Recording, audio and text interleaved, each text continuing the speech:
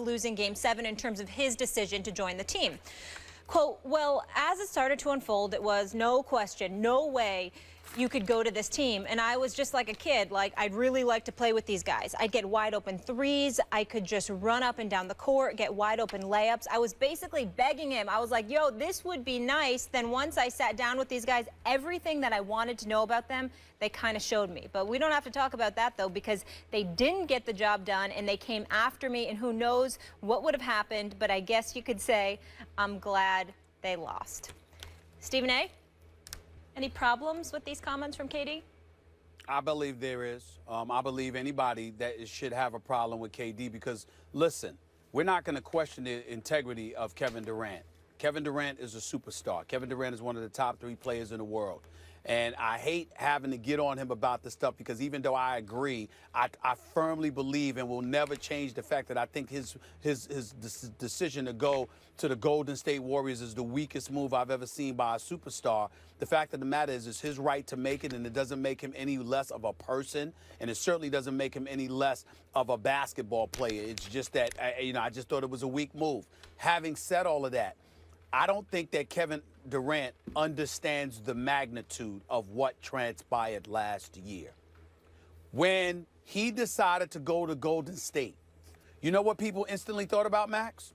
They thought about Kevin Durant in Game 6 last year when they were up 3-2 after they had lost Game 5 being up 3-1. Everybody pretty much predicted they'd lose Game 5 to Golden State at the Oracle. Game 6, you're back in Oklahoma City. Charles Barkley and TNT, called it an awful first half on the part of Kevin Durant, and he was right on the money because everything that we had come to know about Kevin Durant was not it wasn't applicable. He was rushing shots. He was taking ill-advised shots. He was doing things that he never, ever did. He didn't look composed. He didn't look together. It looked bad. It looked like a straight choke job. And so when you then turn around and you wait forever to be aggressive in the pivotal series clinching Game 7, and then you follow that up by going to Golden State, it brought into question how bad did Kevin Durant really want to win? Because had he won at Oklahoma City, it's my contention he could have done whatever he wanted to do and nobody could say anything because he would have delivered the goods for the franchise he had starred for the previous 9 years. But because he lost, everybody was saying, hey, you had a lot of people, not everybody, but a lot of people were sitting there saying, look, if he lost, then it's easier for him to make the decision to move. So it brings into a lot of conspiracy theories and all of this other stuff. Not that I believe it, because I know that Kevin Durant cares too much about the game of basketball and he cares too much about his own individual performance. He wants to win. But at the same time, you have to be cognizant of the noise that's out there, particularly when it's directly connected to your performance. Kevin Durant making a quote like this gives off the impression that even though he wanted to win, and nobody should ever be stupid enough to question that, the priorities, the level of desperation and urgency that somebody of his magnitude, having played in the NBA for 9 years, being the superstar that he is, still devoid of an NBA championship, the level of urgency that he's supposed to have may not necessarily have been what it should have been. And so when you say a quote like this, you step back, if you're me, and you're going, wait a minute now. What the hell is that supposed to mean? So them losing made it easier for you? Well, what about you losing? Did that make it easier for you too? You start thinking like that because that Game 6, man, anybody that want to have a problem with me and anything that I'm saying, I will encourage them to go back and watch that Game 6. Oklahoma City versus Golden State. When Klay Thompson exploded, no doubt, ended up dropping about 41, and Steph Curry didn't hurt. He came out of his doldrums and he did damage. Kevin Durant didn't look like himself. Kevin Durant didn't look like the Kevin Durant we all know and revere. Kevin Durant's a superstar. Composure is not his problem. Scoring is certainly not his problem. But somehow, some way, that particular game, and for the most part, Game 7, it was. And a question and quotes like that leave some folks wondering why. I don't follow That's that. the bottom I don't line. follow that logic. I agree with you when you said that you weren't one of the people who felt that way, but there were those who were buying into conspiracy theories, which usually come from people with kind of paranoid minds and delusions because they either don't have access to high-quality information or don't know how to process information when they get it. Those are the people who thought he would throw a game. I agree with you there. But I don't follow this logic that if he loses to Golden State, he has more of a pass to leave. No. If he beats Golden State and wins a championship especially, but even just beats Golden State, he then has an excuse to say, look, I did what I was supposed to do beating those guys. Now it's time for me to go. He tied business up. He can leave. I don't get the logic that says if he loses to them, it makes him easier to go. Let the insider talk to you right now, Please Max. do. I believe exactly what you just said. And that's what I said. And then guys in the NBA community came up to me and said, do you know Kevin Durant? I said, what are you talking about? They said, had he won, in his world, it would have been more difficult for him to leave. Because you've worked to build all of this, and finally you are a champion, and you bring that to Oklahoma City. In his world, Gotcha. It would have been more difficult for him to leave had he won. Given his psychological profile. Right. Okay. That's what they're saying. I don't know that This is because why I want to make asked. sure. I want to make sure everybody understands. I did not talk to Kevin Durant about this. I do not know. I am telling you what NBA insiders have told me. Guys in the league, they say, "Do you know this dude? Do you know how he thinks?" It would have been more difficult for him to leave, Stephen A., had he won rather than had he lost. That's why I asked That's Stephen A. what they because when said. you come to an opinion like that doesn't make sense to me, I usually assume you have information that I'm not privy Yes. to because everyone Yes. texts you all day This is long why I said from that. all over the league. Right. So I get that. Given his psychological profile, it would have been more difficult for him to leave. Let me just say, I was saying all last year when it looked like Durant might leave, it was an open question, and the Warriors looked like they could challenge the Bulls' all-time wins record. I was saying all year on Sports Nation, I don't think Kevin Durant can leave the Thunder to go to the all-time winningest single-season team who are also back-to-back champions to be the second-best player on that team. That's when it looked like Steph Curry be MVP, and I assumed he'd also be MVP of the finals, of which I was clearly very wrong about the second part.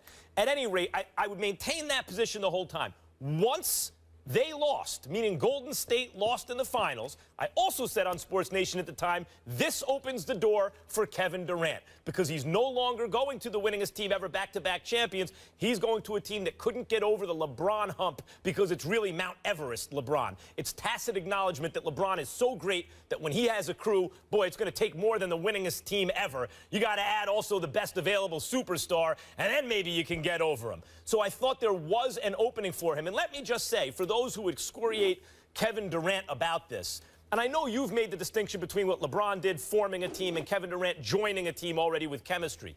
But to me, in the bigger picture, when LeBron was roundly criticized for a kind of anti-competitive move forming that super team in Miami, my point of view was, look, this is what LeBron James wants to do. He wants to win championships, and he wants to play with his friends on South Beach. I can't criticize a guy for that. And this is what Kevin Durant wants, it seems to me.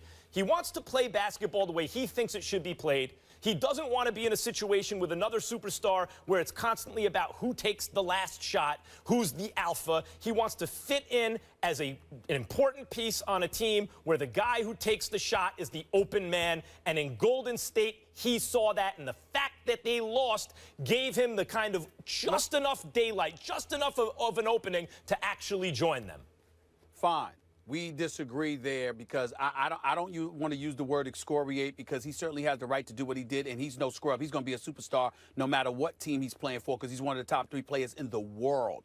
Having said all of that, because he's one of the top 3 players in the world, I consider it to be an ultra-weak move, but that's because I'm an old-school dude that I think about the Birds, the Magics, the MJs, the Isaiahs, and others, and my attitude is you don't sit up there and join such a superior team like that, okay? That's entirely different than joining forces and trying to become one, as opposed to jumping on a bandwagon on something that's already existed. My other point is this, to close this out.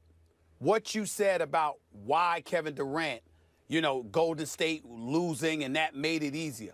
You're not wrong, but what I would say to you is that it's not complete. Both scenarios is the perfect ending for a guy who wanted to leave Oklahoma City to go to Golden State. You losing in the conference finals and them losing in the finals. One without the other would have made it difficult. Both together happening, that's a beautiful scenario that somewhat justifies it in the minds of people like Max Kellerman and others, but it doesn't work with me. He may win a championship, but at the same time, a matter of fact, he damn well better win the championship after making this move. It's just that I look at it and I say, there's something about this that's tainted. It's the epitome of jumping on the bandwagon, and I've never seen anything like this in NBA history. The epitome of if you can't beat them, join them. Coming up next. It was fun to be out there, fun to be a part of, us winning games. And I've talked at length about how I've, been feeling over the years, and I feel better now at 39 than I did when I was 29. And it was just, I think due to a lot of things. So I feel like I'm in a good routine, and if I play a game like yesterday, I feel like by Wednesday practice, I'm, geared up and ready to go. This is going to be good. That was Tom Brady saying he feels better now than he did at 29. They say 30 is the new 20, folks. Will Kane in the house. Good to see you for this conversation. Good to see all you folks. Thank you for joining us. This one's going to be fun. Max, I'd like to come to you, my friend. Yes.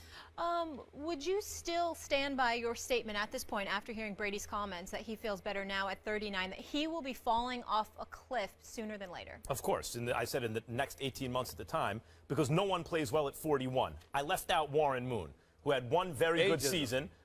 That's the only player in the history of football to have a good season at 41. It was something less than his very best, but it was a good season. He passed for 3,600 yards back then, 25 touchdowns, 16 interceptions. Not exactly an MVP season, though he went to the Pro Bowl, and I think he won Pro Bowl MVP that year. But he was something less than an MVP, but a good player. That's the best 41-year-old season ever. Ever. That's it. That's the only one. Now, I mentioned Brian Burke's study, who now works for ESPN, from 2014, where he talked about, and the reason I describe it as a cliff, and when I went to research, like, maybe there are underlying things that warn you, hey, the cliff is coming. In fact, Brian Burke's research said, no, there are no warnings. There are no warning signs. The guys are cruising along at very high altitudes. They can do this forever. They fall off without warning. Now, an interesting point that Burke brought up is that maybe natural variance in performance can explain it, that, no one stays at the same level every year all their careers, so sometimes you go down, sometimes you go up, but when a player goes down at 40, 41 years old, the assumption by everyone, including the player, is, oh, they must be done. And considering it's a tough sport, and they usually have a lot of money by then, if they made it that long, they decide to retire. Whatever the case may be, I was saying the same thing about Peyton Manning a couple of years ago, and before everyone says, well, of course he had the surgery.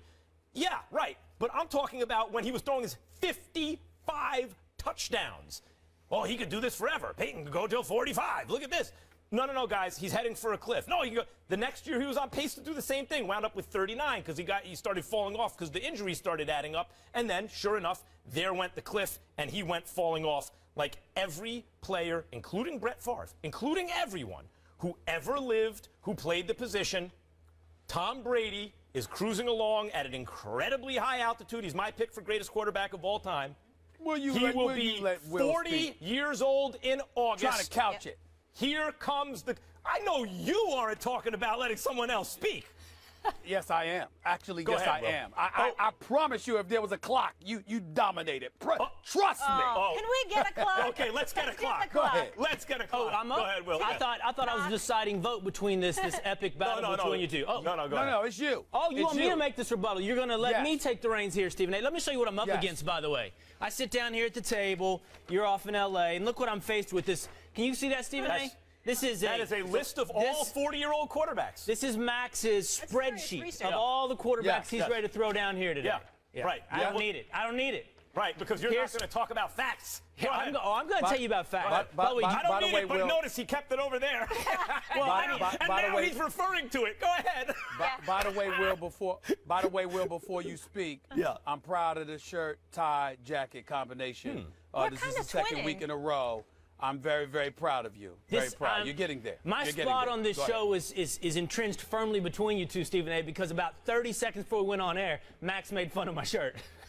ahead, Here's what I'm curious about with this spreadsheet. Is George Blanda on here? You know, why are you referring to my spreadsheet? That's what I want to know that you just mocked. George Blanda played till he's 48 years old. You very kindly pointed out Warren Moon, Vinny Testaverde's in that range as well, Doug Flutie. These guys all played well into their 40s. Now, your contention is that there's a cliff, that Brady's going to hit this cliff. Well, all due respect to that spreadsheet, Max, that's no great insight. That's how things go in this world. Right. Failure. I thought it wasn't, and then everyone started arguing against me. Failure, death, anything kind of happens suddenly. Things go bad, they go bad quickly. The question is when, and this is the thin limb you're out on. Specifically saying soon and in the next 18 months. Nothing about Tom Brady has told you should rely on historical precedent. Nothing. Everything from the start of his career has said he's breaking historical precedent. Lowest rated quarterback to have this kind of career, lowest drafted quarterback to have this kind of career, to play this late in his career. Everything he's done says throw everything out the window, including, by the way, that he's reinventing how you take care of your body. All these other guys you point out, they don't eat like Brady, they don't exercise like Brady, he keeps muscle pliability, that's his main thing. My man eats 80% vegetables and grains, Max. He won't touch a tomato. Well, in that case, he'll be great at 50. He won't touch a tomato because he's worried about inflammation. Yeah. This guy is prepared to play later than anybody you've ever seen. So what you're saying is, because Brady presents you with the most evidence that maybe he could be the first quarterback ever to be elite at 41, therefore, it's actually a better than 50-50 proposition that it's going to happen, because you're right when you identify. All I'm really saying is everyone gets old. And by the way, at that position, here's the age at which they get old, and people want to argue with me. One last point. These statistics always exist until they don't. Right. No NFL rushing champion had ever won the Super Bowl until Emmitt Smith did. We always have these stats until they're gone. And what I would suggest to you, Tom Brady is going to be the moment of truth for your historical Tom Brady will precedent. break the odds. Yes. Yeah. Okay. Stephen A., get in here. Stephen A. He has the same coach, the same system. On top of it all, you could barely touch the quarterback in this day and age, and he takes care of his health. To me, Max's position is utterly ridiculous. I've been saying this. I can't believe he's got me agreeing with Will Cain of all people. But I have no choice in this matter, because Will Cain is absolutely right when he points out the stuff that he pointed out. Eating right, taking care of himself, got the supermodel wife. I mean, he's got it all. And you know, listen, happy wife, happy life. You understand what I'm saying? I mean, he's living large. And we all know, and keep this in mind, Max Kellerman, this is the part where I got you, and I hope you. And I want y'all to put me up on the split screen, because I got Max here. I mean, Max, there is no way you can get around what I'm about to say to you. It's going to blow you away more than anything that I have ever said. Are you ready? Yes. Are you ready for this, Max? Yes, I'm ready. I'm ready too. This is going to be good. I am not married, but you are. The power of stress, the power of happiness elevates people. Stay with me here. You are a very, very happy man. Every time you walk in with those eyes of yours, you just look beautiful. I mean, it's not just the beautiful daughters, it's the beautiful wife. Everything. Am I lying, Mollywood? Compliments on this show than I do at home. Does this guy rave? Does this guy, or does he not rave about his wonderful wife and family every single day? So guess what? That makes you happy. And when you are happy and healthy, stay with me, Will, as well. I'm here. This is something that ultimately stretches your lifespan in a lot of different ways. True. You're healthier. Can you're I ask the feeling obvious good. question? Your spirit is up. The whole bit. Wait, but I just want to complete this metaphor really quick. See, so Max is happy and healthy at home, and you're not? Is that what you're saying? You were the other end of that spectrum. That explains why I win all the debates on this show. Is that why we're elevated? I must confess to you, I'm a happy man, but it's nothing compared to how happy I intend to be. Y'all lives are the way that they are. I'm going this way. Oh, we peaked. I'm on the way up. You know what I'm saying? I'm all right. I'm okay. It's coming. It's coming. Life is getting better. It's closing in on me. It's closing in. The 48-year-old's peaked.